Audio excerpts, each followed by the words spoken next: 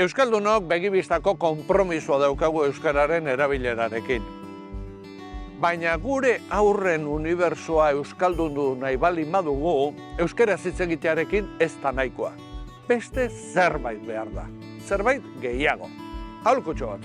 Lehen aholkua, euskara eskolatik atera. Gure aurrek euskararekiko bizipen positiboak behar dituzte. Euskararekin gozatu, euskararekin disfrutatu, azarretu, maitemindu nun.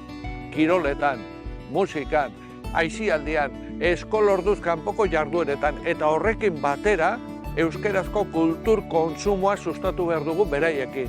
Disfrutatu dezatela, gozatu dezatela liburuekin, pelikulekin, musikekin, abestiekin, antzerkiekin, pailazoekin gozatu dezatela eta bizipoza sentitu euskaraz. Bigarren aholkua, ikasi beraiekin batera. Euskara gehiago edo gutxiago jakin denok dugu zer ikasia.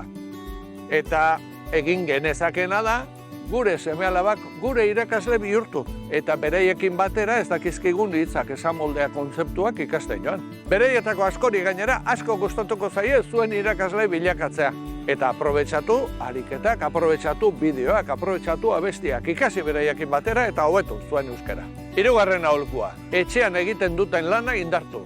Askotan esan dugu, eskola ezinbestekoa da, baina ez da nahikoa. Etxeak lagundu egin behar du. Eta horretarako etxean, euskararen aldeko giroa sortu behar da, euskara ikusi egin behar da, hasi egutegietatik, segi musikarekin, sentitu egin behar da, eta euskarak izan behar du eskolan egiten den lanaren indargune bat. Argi dago, euskararekiko bizipen positiboak jasotzen dituzten aurrek.